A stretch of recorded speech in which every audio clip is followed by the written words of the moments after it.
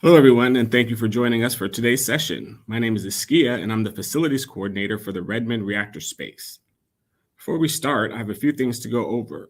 Please take a moment to read our Code of Conduct. We seek to provide a respectful environment for both our audience and presenters. We encourage engagement in the chat, but please be mindful of your commentary, remain professional, and on topic. Useful links will be shared throughout the chat. This session is recorded and will be available on demand in 24 to 48 hours on the Microsoft Reactor YouTube channel. And that's going to bring us to today's session. It's going to run approximately 1 hour with time for questions throughout. And I will now turn it over to our speaker for introductions.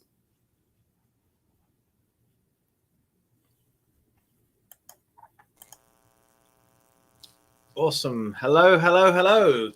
Good morning, good afternoon, good evening. Welcome wherever you are in the world. So bear with me a second just to get my screen shared. Right. There we go. Just added my screen. Cool. So welcome everyone. Welcome to this last of our 4 sessions for IoT for Beginners, focusing on digital agriculture. I'm Jim Bennett, Cloud Advocate at Microsoft. All over the internet, Jim Bob Bennett. So if you haven't connected with me before, please feel free to connect with me. Twitter, GitHub, Instagram, LinkedIn, Jim Bob Bennett. Just get in touch. And if you've got any questions about the Internet of Things or what we're covering today, please feel free to connect, reach out. I'm here to help you. Now, so welcome everyone. This is, if my computer's going to work, this is our last of our 4 lessons focused on digital agriculture as part of IoT for Beginners.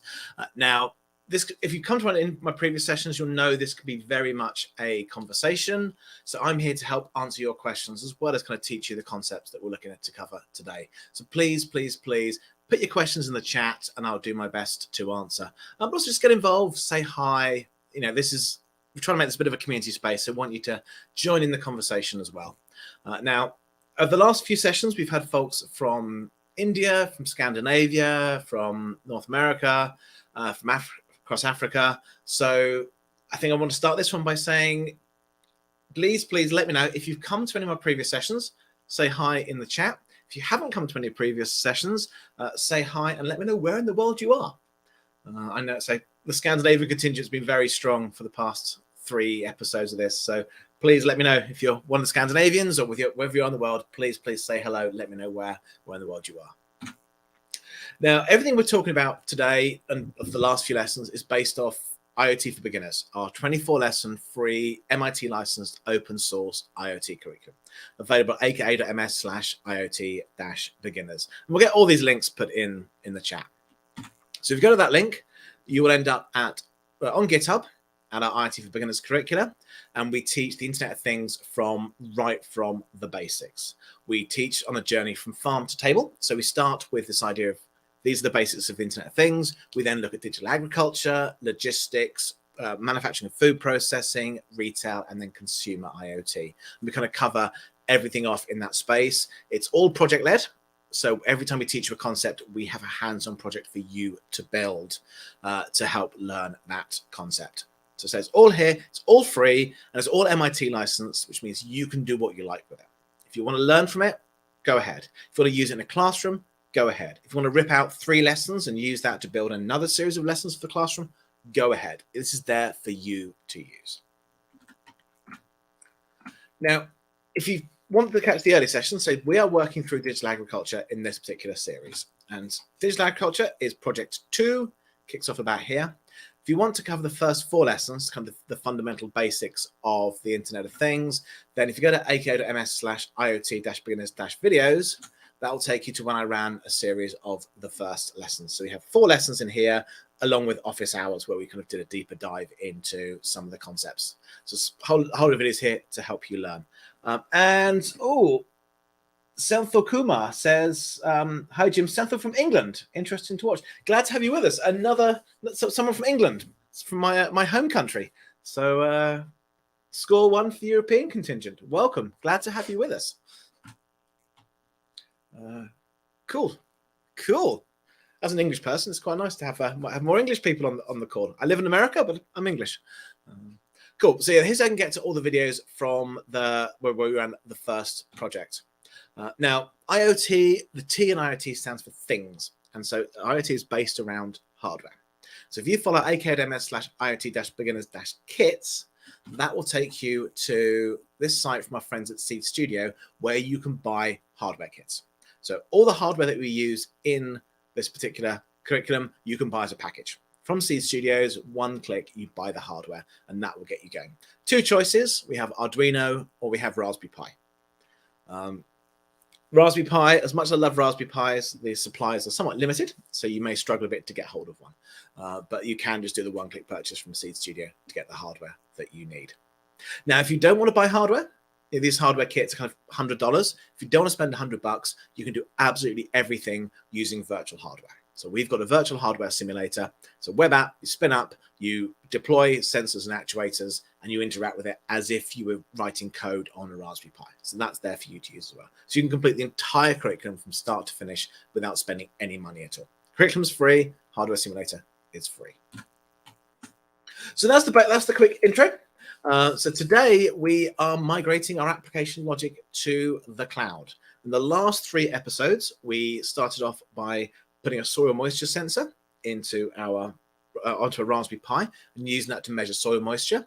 And we talked a little bit about the ways that sensors and actuators and other IoT hardware communicate, things like SPI, I2C, and UART, kind of how sensors talk to your IoT devices. We then looked at actuators. We had a relay that we were controlling via the soil moisture, and that relay was then controlling power to a pump. And then last week, we started to migrate to the cloud. So we had a bit of communication to start with in the by week 2, where we're just using a public open source MQTT broker. And then last week, we started migrating to Microsoft Azure. So we talked about cloud computing, what it is, why you care. And then we set up an IoT service, talked a little bit about security, and we had our IoT device connected to the cloud. So here's our hardware here, my very wobbly camera stand. So we have our Raspberry Pi 4 here. We have a Grove base hat. So this is from Seed Studio. This is where we plug the hardware in. We have an analog cable going here to our soil moisture sensor. This tells us the moisture level inside our soil. That's in our tub of soil. No plant in there, because if there was a plant here, you wouldn't be able to see anything. So it's just easier. And then we have a digital cable to our relay that's then connected to our pump. And when the relay turns on, the pump turns on, the relay turns on, the pump turns off.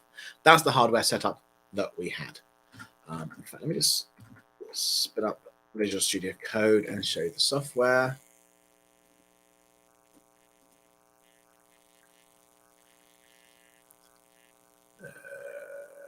Where's it gone? It's under my history. It doesn't actually connect to my Raspberry Pi.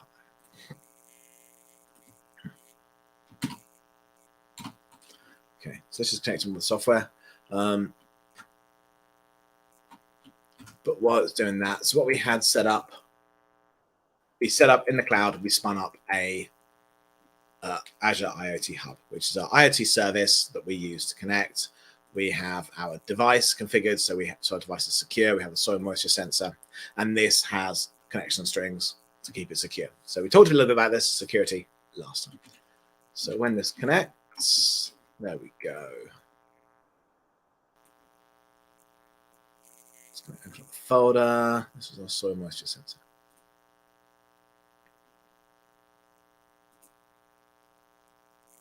There we go. So I would have opened this before. It's been a bit of a mad morning. My daughter's off school sick, so it's been a bit of a mad morning. So a little bit all over the place as always.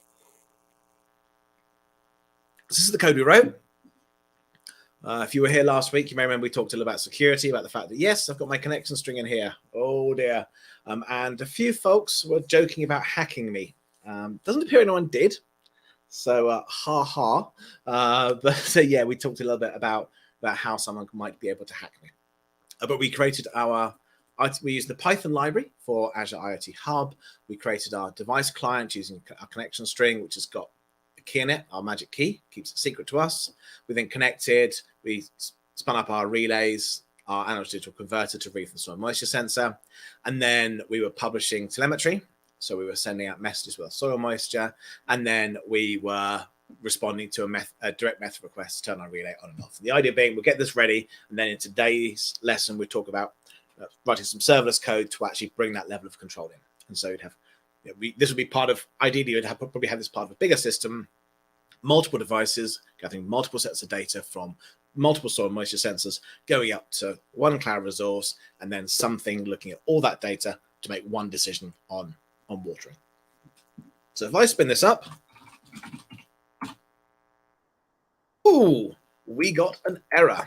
Connection refused, not authorized. Now, when we spoke last week, there was a lot of jokes around security, and I mentioned I'll be rotating my keys. So that's why if anyone tried to hack me, Fuel Snable, I'm looking at you. If you did try to pen test me, try to hack me, you would have failed. So when you create a device in Azure IoT Hub, you have keys, primary key or secondary key, that you then use to secure your device.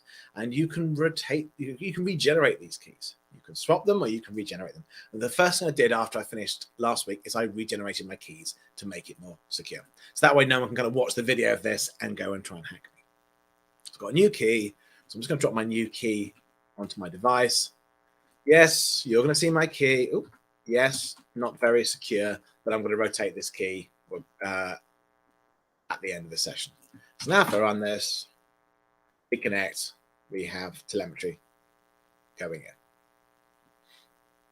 This is kind of where we were last week with everything working.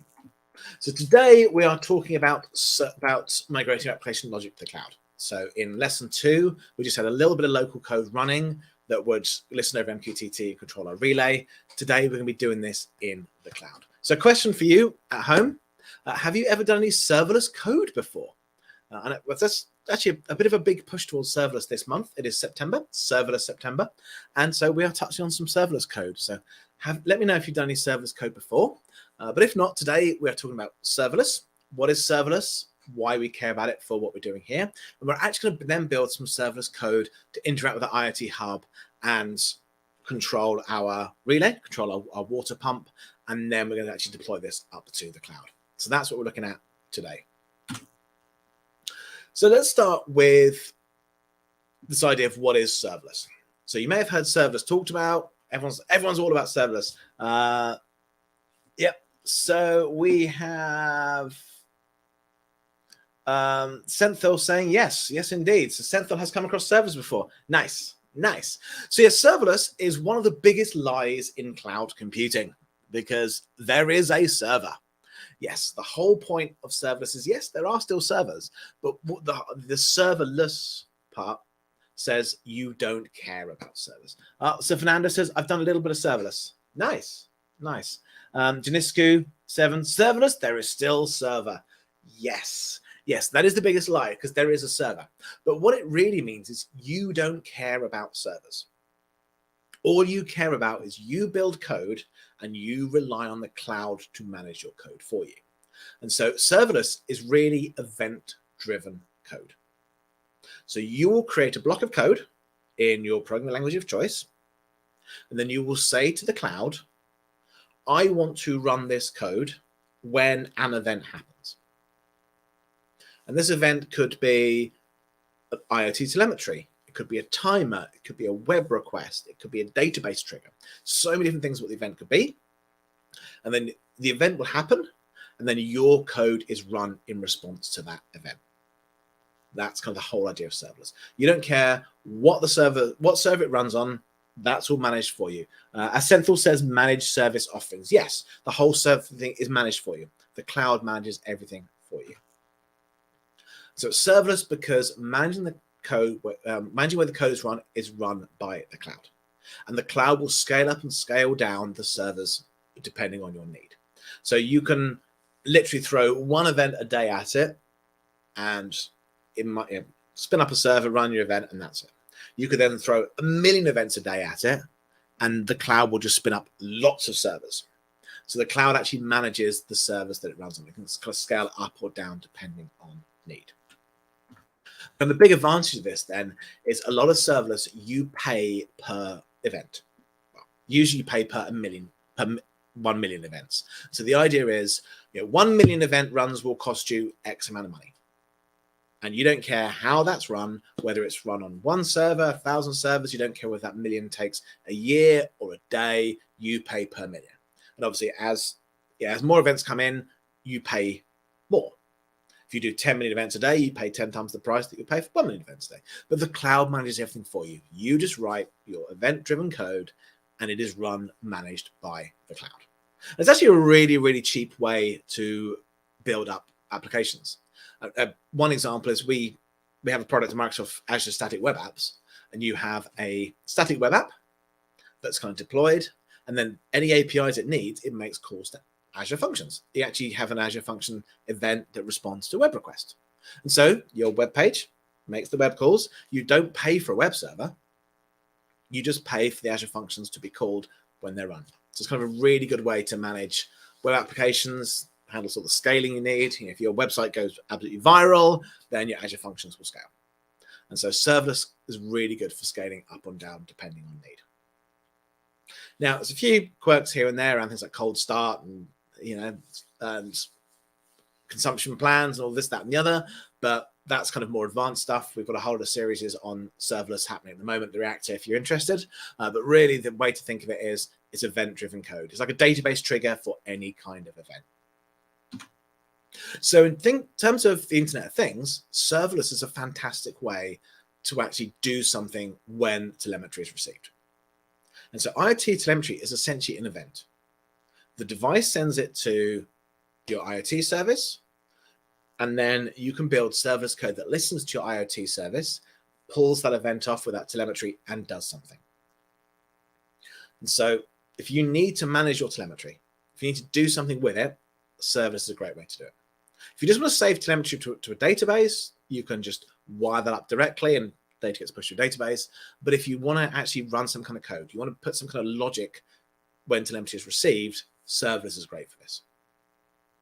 You write your events, it's run when the telemetry is received. You only pay when a device sends data. So if you've got one device sending data once an hour, you're barely going to pay for it. If you've got industrial, a factory with 1 million devices sending data every few seconds, you pay a lot more. And then what's great as well is, depending on how you configure your IoT service, if your function app goes offline, if your serverless application goes offline briefly, when it starts up, it can process any messages it's missed. So it's depending on the default for IoT Hub, for example, keeps messages for a day.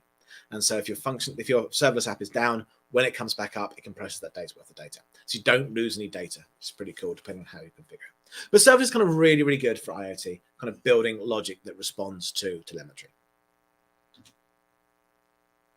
Now, on the Microsoft side of the fence, our serverless offering is called Azure Functions. They are literally functions. You write a function, and that function is your block of code that gets called when an event happens. And you can write your function in any language you want. Out the box, Python, JavaScript, TypeScript, C#, F#, Java, PowerShell are supported, but they have an extension host, so you can build functions in any programming language that you want. You just use extension host to map your code through. So if you have, I don't know, for example, some classic COBOL code, and you want your COBOL code to run in response to an event, you can. You can use extension host to host COBOL. I think there's even an open source one for COBOL. So you can actually use extension host, you host your COBOL code, and it gets run. JSQ7 says, or Fortran? Yes, absolutely. Yes. Any language you want, you just need to make sure there's extension host. So the extension host has got a REST API on there to expose your code. So yes, you can then use that to wrap whatever code you want. So yes, if you wanted to write some Fortran code, you can. And I'm very much looking forward to a blog post from you showing me how you've used Fortran in Azure Functions. There you go. Just been committed to doing that. So yes, please do it and write about it. But yeah, in principle, any language you can do. This is one of the program managers, used to be program manager for Azure Functions, Anthony Chu. He actually got to work with COBOL and blogged about how he did it.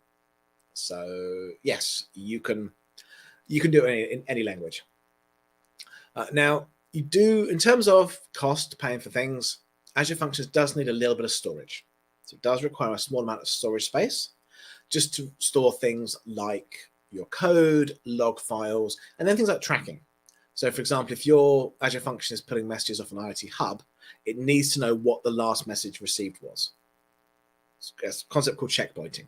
But the idea is your Azure Function needs to know that I've got messages up to here, because if your function app is restarted, it needs to restart the same point and carry on. So there is just always, as I'm saying, it's really cheap. Your first million messages are free. You only pay per message. You do need to pay for just a little bit of storage for things like tracking what message you've got.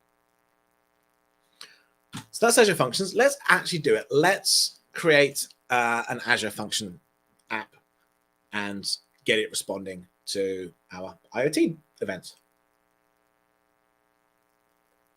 So for all this, once again, we are going to be working through IoT for Beginners. We have all the content here that we're going to be working through. So this is all the stuff I covered before about Azure Functions, etc., etc., etc. Now, there is some tooling. So Azure Functions, it exists in the cloud. There is, oh, we go in the, I'm going the wrong way. In the Azure portal, you can configure Azure Functions from here. So I can add Azure Functions to the portal. But what's cool is there is a whole CLI that you can use. There's an Azure Functions CLI that contains all the tooling, and that can run locally. So you run the Azure Functions CLI locally, and where it runs locally, you can even run Azure Functions locally. So I can write code that responds to an IoT telemetry event. I can run that code on my laptop here, and that will respond to events sent up to the cloud, which is pretty cool. Now, one thing I will say is, despite Apple Silicon being available for almost 2 years now, the Azure Functions CLI does not fully work with Apple Silicon. Doesn't work with Python. They've been saying for a while they will work. Well, they will add support when they support Python 3.10, but it currently doesn't work for Python. So if, like me, you have an M1 Mac, or maybe an M2 Mac, I'm not that flash. We've got an Apple Silicon-based Mac. The Azure Functions tools will not work with Python. So you will have to run it on, if you want to create Azure Functions using the Functions CLI, you'll have to run it on a different platform. And so I'm actually remote desktoping into a Windows laptop, which I've got sitting on a desk over there, and remotely connected into it to do that. And in my Windows terminal, you'll notice I have this lovely Microsoft Reactor themed shader going on here with a nice blue Reactor hexagon and the black Reactor logo gently scrolling down behind. So Fuel Snable, if you're watching this, thank you very much. Fuel Snable's joined me for a number of streams and shared this with me last week. And it's very cool. So now I have a Microsoft Reactor themed shader running in Windows Terminal, which is very, very cool. So Fuel Snable, if you're here, thank you very much. I love it. It's so cool. So we're going to be using the Azure Functions core tools on Windows. Already got them installed. So yeah, Genesco7 says, nice shader. Yeah. You know what? I'm going to see if I can grab the link to it.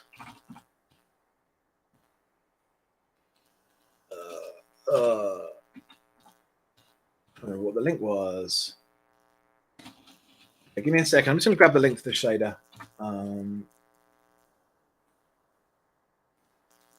Right, because it's very cool. So let's see if I can find that. Here we go. Yeah, Fuel Snable did try to share it last week, but obviously only we can share a link in the chat. Other people can't, moderation, what have you. But this is a link to, it's just coming. There is a link to the shader. If you want to have the Microsoft Reactor shader happening in your Windows terminal, there's a link to it. Cool. So the first thing we need to install to use IoT data is this thing called Azurite. Okay. Now, I mentioned that you need to have a little bit of storage for tracking. So whenever you pull an IoT event off the IoT Hub, you need to come to checkpoint to say, I've pulled this event off. And so so when your Azure Functions app starts up again, if it's restarted, it goes back to the right event to pick up. Okay, so normally in the cloud, you'd use Azure Storage. So in Azure, you spin up a storage account, it would use that to store stuff. When you're running locally, you don't have Azure Storage. So there's a thing called Azurite that simulates Azure Storage. You can run it locally. So that way we can run Azure Functions locally with local storage. And the easy way to install it is there is an extension called Azurite in Visual Studio Code, and you just install that, and that gives you an option to start Azurite. Bang, Azurite is now started. And I really don't care too much about how it works, what it does. All I need is for it to be there so that my Azure function can connect. So that's all covered in there in the documentation, but that's why you need Azurite. You need it to just to pretend to be Azure Storage so we can run everything in the cloud. So next, we're going to create an Azure Functions project. So in my snazzy Windows terminal, let's close the code down. My snazzy Windows terminal, I'm going to call this soil moisture trigger. This is the name I'm going to give it. Oh, it already exists. Let's just delete it so we can start all over again.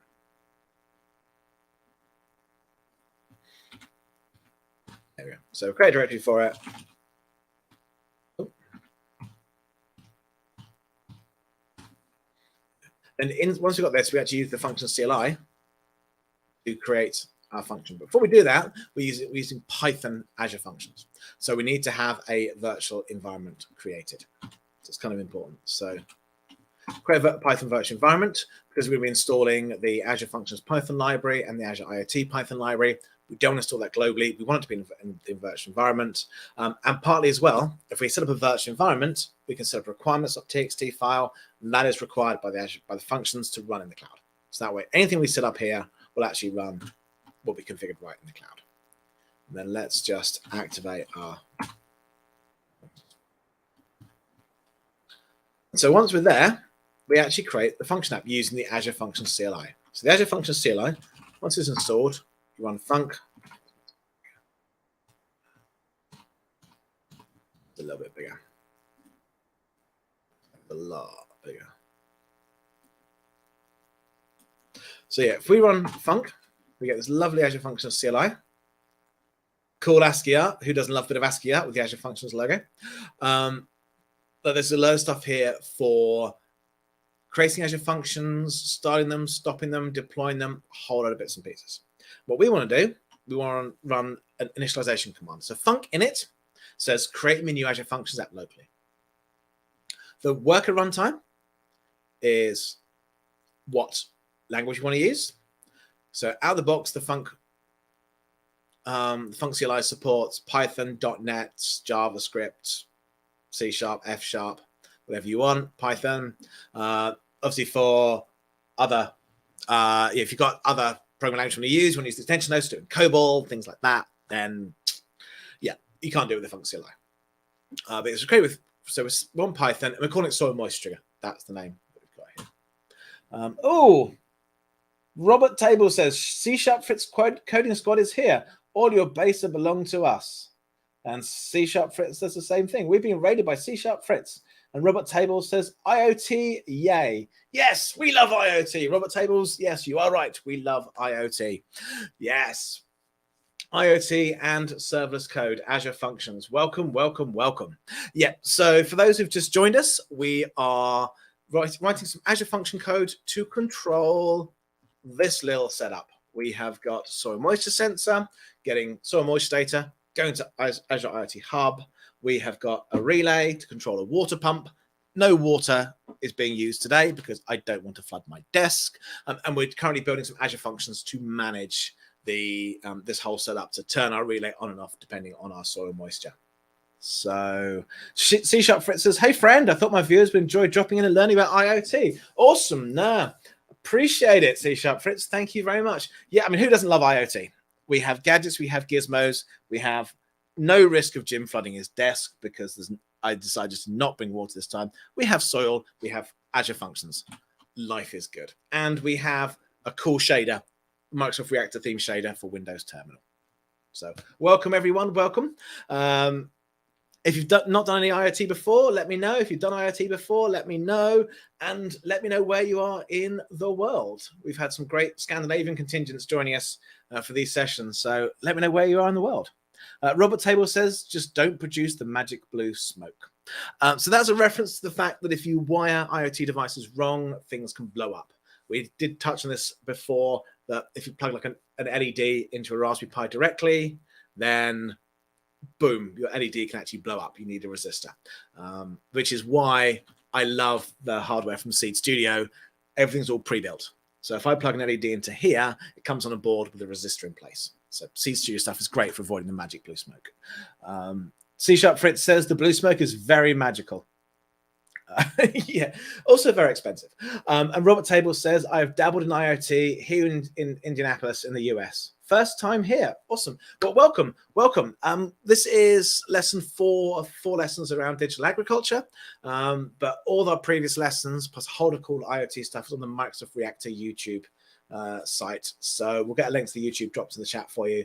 But yes, we've got loads of cool IoT stuff. But yeah, today, being Serverless September, we are doing serverless to control IoT. So we just created our Azure Functions, Python Azure Functions with our called soil moisture trigger. And this is what we're going to use to respond to IoT data.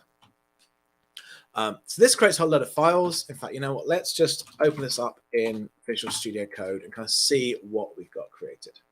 Senthal says, never did IoT before, but eager to learn. Yeah, IoT is the best. IoT is the best. I'm not just saying that because I do IoT all the time, but you get gadgets. I actually spent the last few days playing with a Roomba, not an actual Roomba, but Roomba make robots that you can program. It looks exactly the same as a Roomba, just no vacuum. I've been playing that for a couple of days. So IoT is the best. You get all the best gadgets. So this is what we've got when we create our Azure Functions project. So the moment there's nothing in here to do anything, we've just got our scaffolding. Interesting things is this local settings JSON. So when you deploy to the cloud, you need to have configuration. We're going to need to put configuration in here for what IoT service we connect to. And we've already got in here predefined configuration that says Azure Web Storage use development storage equals true. This is a little thing we use on local settings to say the storage that we need to note down which IoT message we've just processed. That runs locally, which uses the Azurite that we created from our from the Azurite extension earlier. So this is our Azure Function project. Requirements.txt. This way, a lot of different Python libraries we need, but really in here, this does nothing right now. This just kind of sits there. So we've got this requirements.txt. Let's actually, in our virtual environment, let's just install this, make sure we've got the right packages installed in our virtual environment. So that's going to go off install. We're ready to rock. And then we can actually start our Azure Functions. So we can start this running locally. Func start. And the Azure Functions is now running locally. It's not doing anything. We haven't written any event code yet, but it's running locally. And you'll see no job functions found. So it's just in there. It's just running, not doing anything particularly exciting. So now we can do the exciting bit. Yeah, the whole point of spinning this up was just to make sure that it works. Make sure we've got all our storage in place. Now there's the exciting bit as we can actually start thinking about building our trigger. Robert Table said, being able to run locally is really key. Glad they made that easy. Yes. This is one of the best things about Azure Functions. I've heard not all serverless code providers have this facility, which is, to me, seems crazy. How'd you debug it? But the fact I can run this locally, and not only run locally, but I can connect to the cloud is absolutely key. I can connect this up to my IoT Hub and pull messages off the IoT Hub, but run it locally, stick breakpoints in here, monitor the logs. This is how I do my debugging before I deploy to the cloud. It's great. It's so easy to use. It's such a nice feature. So the first thing I want to do is want to create an IoT Hub trigger. Now, IoT Hub has a load of ways you can pull messages off. Robert Table says, yeah, do it like the old days, debug and fix in production. Yeah, no. But a lot of the time, you may have to do that. If you can't run it locally, the only place to test it is maybe not production, but you have to spin up the cloud, deploy it, test it, debug it. You can't attach breakpoints necessarily. Debugging via logging statements, keep doing it till it's fixed, then deploy to production. If you run it locally, you stick your breakpoints, you debug it properly. So it's such a nice feature. So our IoT Hub I've talked about this before, but the idea is it's like a message broker, big fat pipe. Messages come on one side and come off the other side. And so things pull the messages off. And there's a whole lot of ways you can pull messages off your IoT Hub. You can route them directly to a storage table, for example. You can pull them off using code. It's a whole lot of stuff. But one thing it has is what's called an Event Hub compatible endpoint.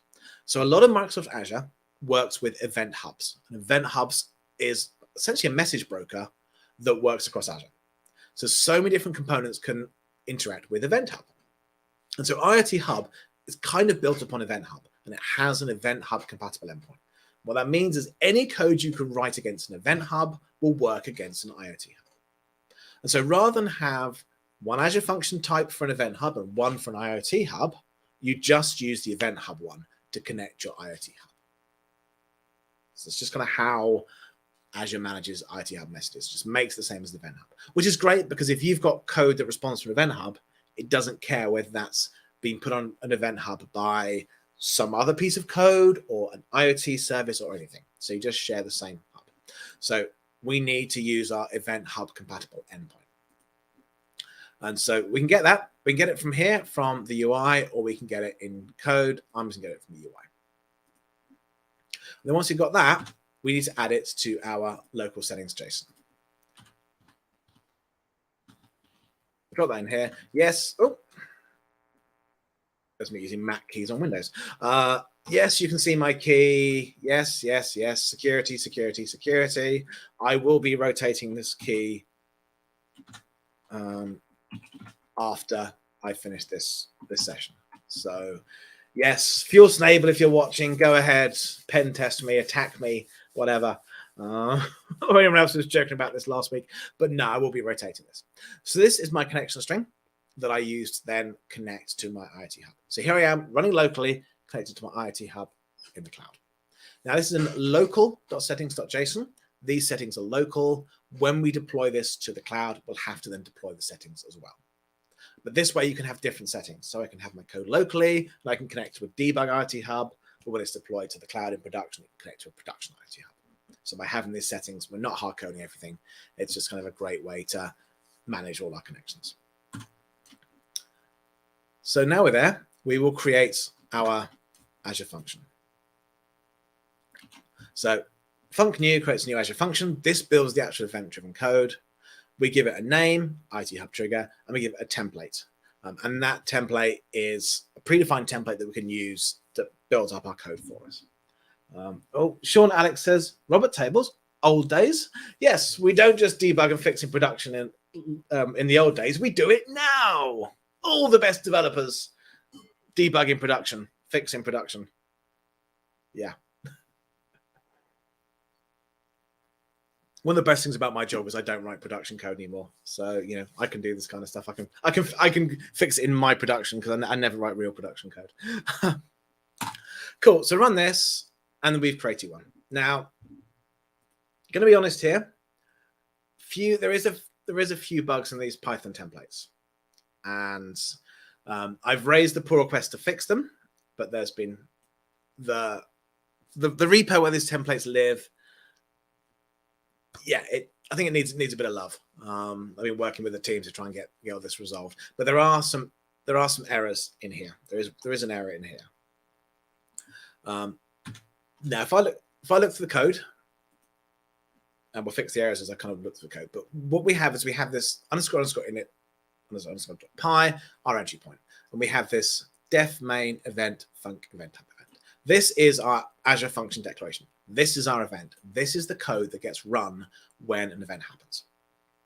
And so what happens is the Azure IoT Hub will receive telemetry. When that telemetry is received, it'll call our Azure function and it'll call this event. And this event object contains our IoT Hub event. It contains our telemetry. So this is our piece of code that gets called.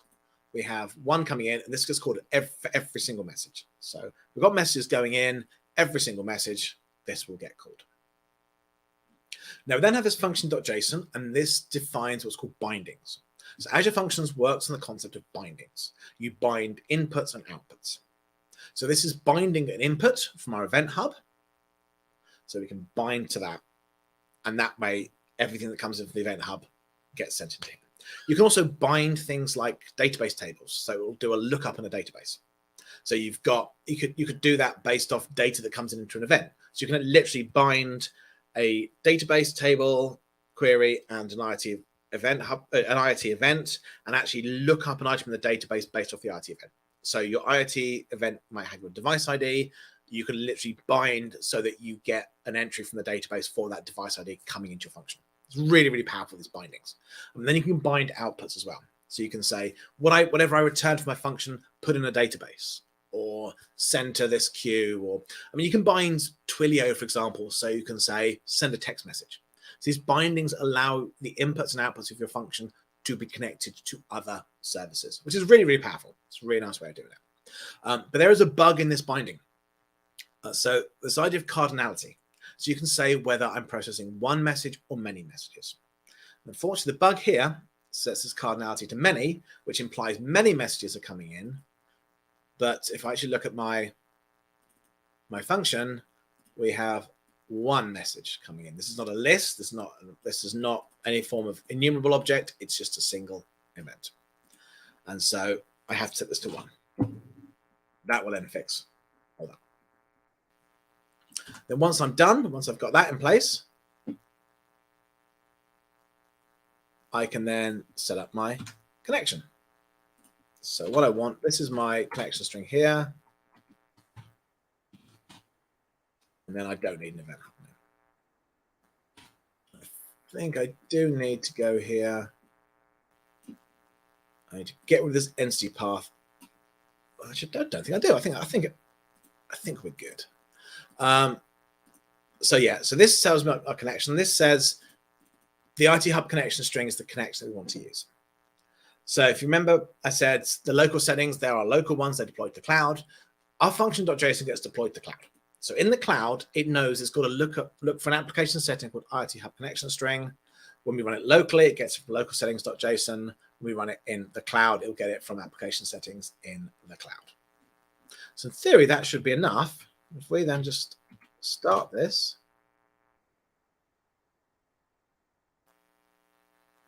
we've got our Event Hub trigger.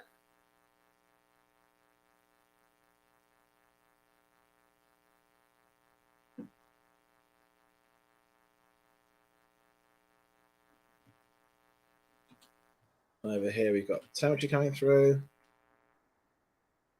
So in a second, this should kick off and start processing all the messages.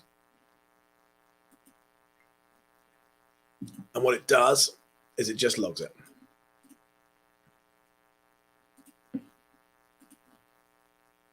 Okay, it's just going to, ooh. Oh. Okay, so it's complaining because Azurite is not started. Okay, let's do that again. There we go. So it's complaining because Azurite wasn't started. So essentially it couldn't connect to storage to checkpoint what it's done. So this is now going to sit there and it's just going to process all of our soil moisture measurements. In fact, let's just stop these. There you go. 452, 438, 449. I'll go back here. 452, 438, 449. So I'll just restart it. You'll see it ticking away. So now it's processed all the ones in the past, and it's just going through and just ticking away now. But the reason I'm saying it's storage, the idea of checkpointing, if I actually stop this, and then run it again, there you go. It hasn't done that many, so it's just gone it's only gone back as far as it needed to. Let's go a little bit. So it only went back to, there you go, 458, which is this one here. And so it only we used the storage to store the last message that it received and got going. So that's now running, that's now processing our IoT Hub data. Cool. So now we actually think about how do we control our whole water pipe? How do we control everything from our Azure function? And so that we can use that. If you looked at the last one, so if you saw in the last week's session, we we sent a direct method request. We did it from inside the Azure portal. What we're going to do here is we're actually send that same direct method request from our Azure function, which is pretty cool. So let's get the code here to do this. First thing we need is a connection string for our Azure function to control it. So again, security. We connected using a device in the past. Now what we actually need is we need to connect as not a device, but actually as some kind of owner to actually manage the IoT Hub. So we're not a device just connecting and sending data. We actually wanted to manage it and work with multiple devices. So I'm just going to go and grab one. We need service level IoT Hub connection string. So here's service. This is what I want. Just found it in the portal here. It's all documented in IoT for beginners, but this is my connection string. This connection string gives me permission to connect to IoT Hub as a service to do things, to communicate with devices. And I'm going to drop that in my local settings.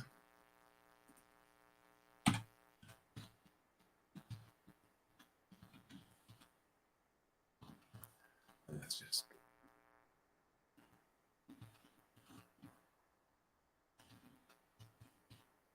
that's a connection string that allows us to connect, and then we can use that to connect inside our Azure Function code. Okay, so to connect to Azure Functions, connect to IoT Hub, I need to bring in another Python package, which in this case is the Azure IoT Hub one, and then let's just install that. So Azure IoT Hub is the Python package for us that allows us to communicate with IoT Hub at a management level. If you remember on the Raspberry Pi, we installed Azure IoT Device. That was the device level code for us communicating as a device to send telemetry and receive messages. This is kind of the more management level one that we're installing. And then let's just drop a bit of code into my init.py. We're going to bring in our registry, IoT Hub registry manager, which is the one that allows us to connect, and then the cloud to device methods. This is what we can use to send a direct method request to our device. And so let's just edit the main method a little bit. So what we're doing here, we are taking the event and loading it.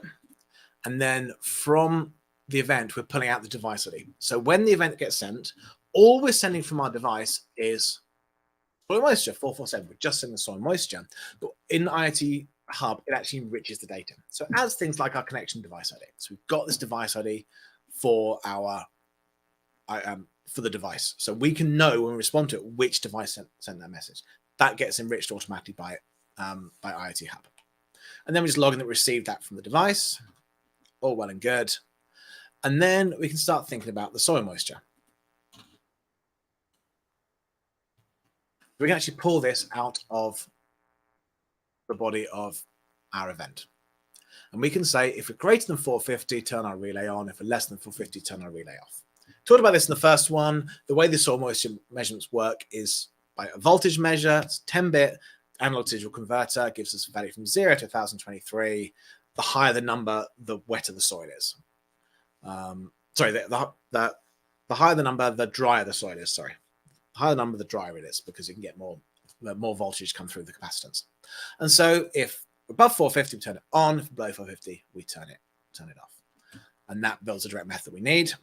And then we can send that direct method request to our device. So we get our registry manager connection string from our settings. We then connect to registry manager, and that registry manager is the IoT Hub service management of everything. And then what we can do is we can send a method.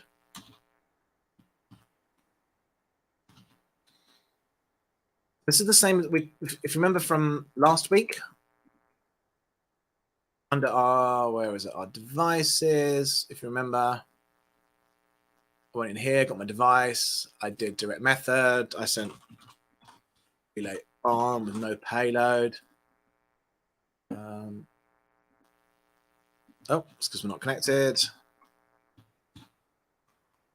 Now, remember, I did that, turned it on. That's going. The lights on. And then I sent off.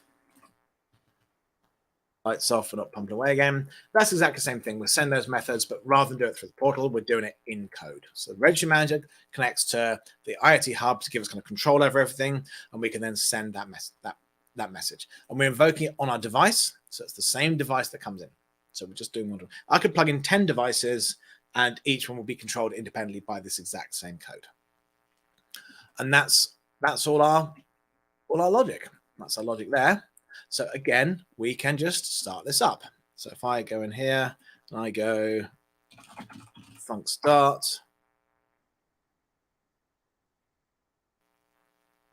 that's running, it's connected. See, we're kind of orbiting around the 450 mark.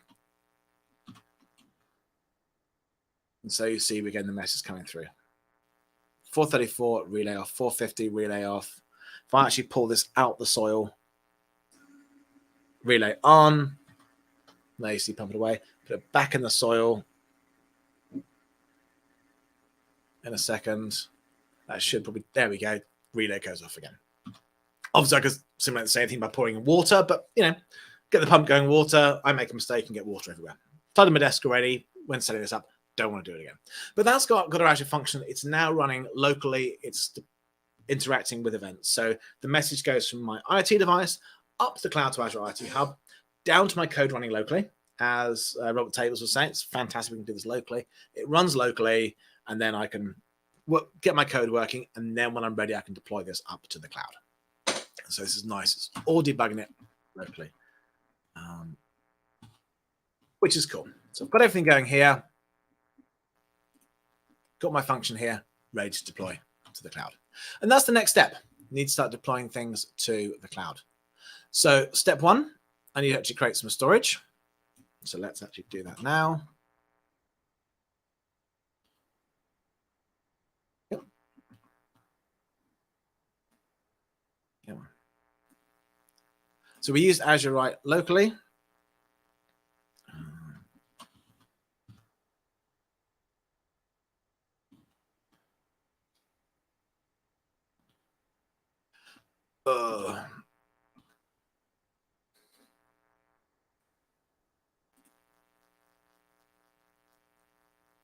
Let's do this inside an Azure Cloud Shell. So one annoying thing about PowerShell or Command Shell or Windows is you can't do these multi-line commands. It doesn't like it. So I'm doing an Azure Cloud Shell. Azure Cloud Shell is a Bash shell or PowerShell shell running in the cloud that's already logged in permission is used. So let's use the Azure Cloud Shell. We used this last time to do our We used this last time to create our IoT Hub. We can do this. So we go here, let's create Azure Storage.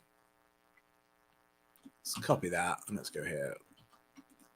Paste this in. And we want to call this soil moisture sensor. So this storage is a backing storage for Azure Function that stores up the checkpoints so it knows which message that we can deal with. So let's create that. Robert Table says it runs locally, but most importantly, it breaks locally. Yes, that is so true. We debug it locally, we break it locally, we fix it, we deploy it when it works. Sorry, my bad. Storage accounts can't have hyphens in the name. Got that one. There we go. This creates our storage account. This is like Azurite. This is our checkpoint for our IoT Hub messages. So that's just spinning up that, creating that. And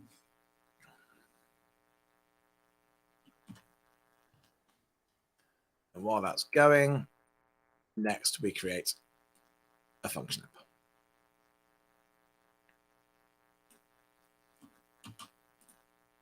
There we go. That's created our storage for us. We now create a function app. Let me just fill in a few more details on here, and then I'll talk through this command.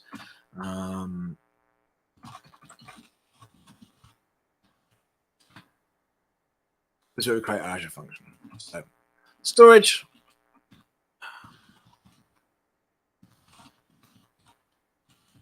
Storage, we create a storage account with a function app, we create it.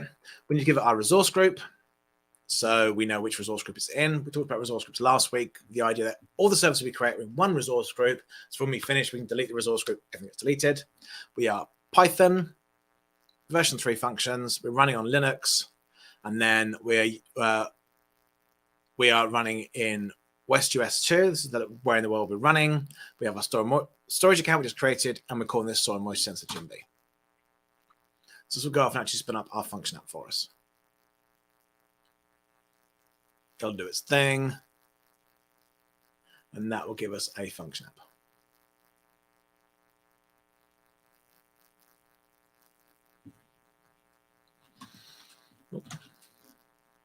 So that's chugging away, doing its stuff. Now we need to upload a few settings because we still going. So if you think we defined our local settings in here, we defined these settings.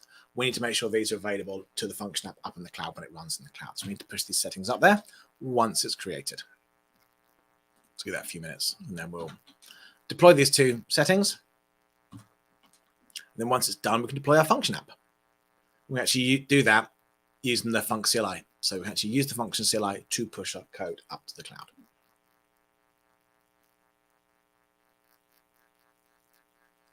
So that's still running while we're doing this.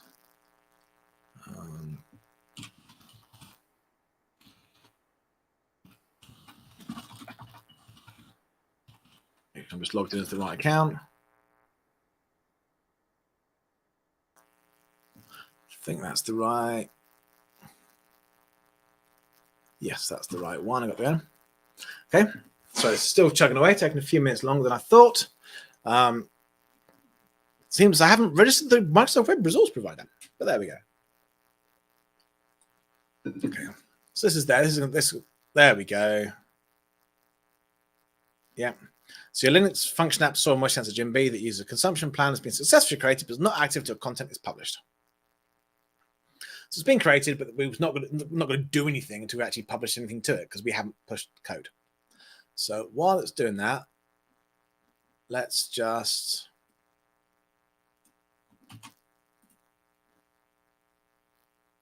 still going. It's now setting up Microsoft Insights. So what we can do, yeah. So the function app's been created. So let's actually start setting the values. So I'm just going to here. I'm saying in our resource group, in our function app, soil moisture sensor GMB, we can set an application setting. So this sets an application setting. This is our IoT Hub connection string, and the IoT Hub connection string is all this.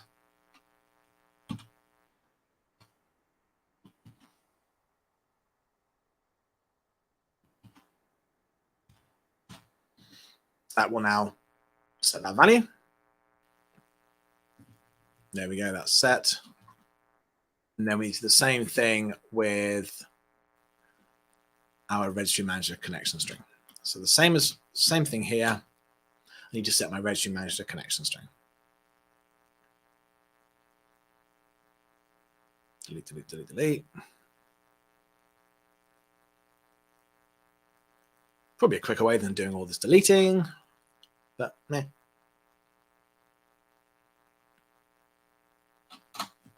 Okay, so we want registry manager connection strings. This is the value we want. Equals, and then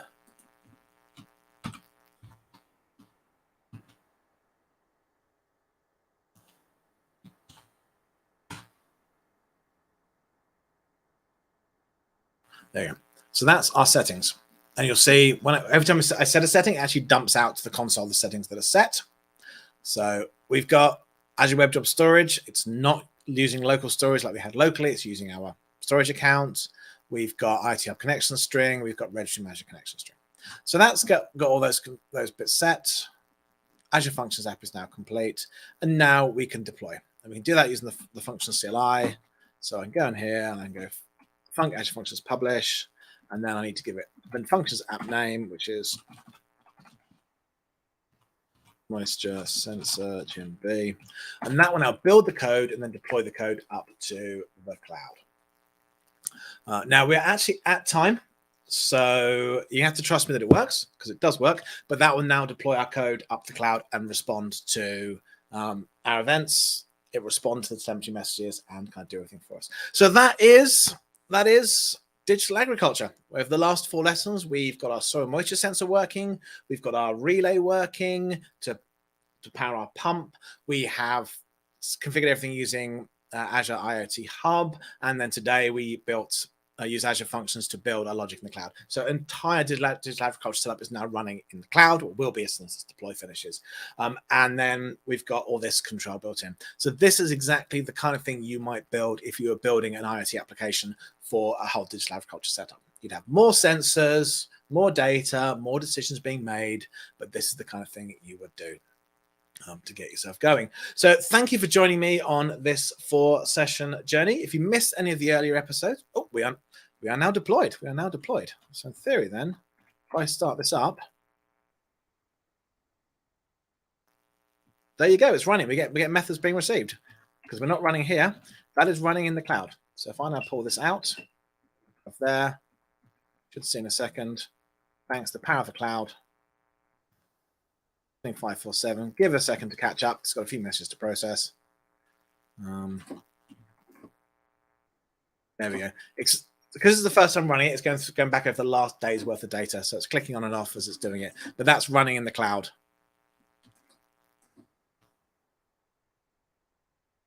There we go. So I'm going to stop now. That's running in the cloud. So yeah, we've been through a lot of stuff with digital agriculture. So thank you for joining me on this journey.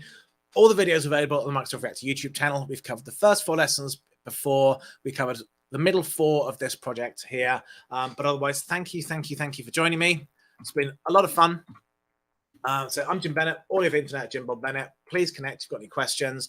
If you're working on any IoT projects, please share with me. I'd love to hear what you're working on. But with that, thank you very much and enjoy the rest of your day. Thank you all for joining, and thank you to our speaker. If you have any feedback, we'd love to hear what you have to say. You can find the link on the screen or in the chat. The event code for today's session was 16973. And thank you all. Have a great day.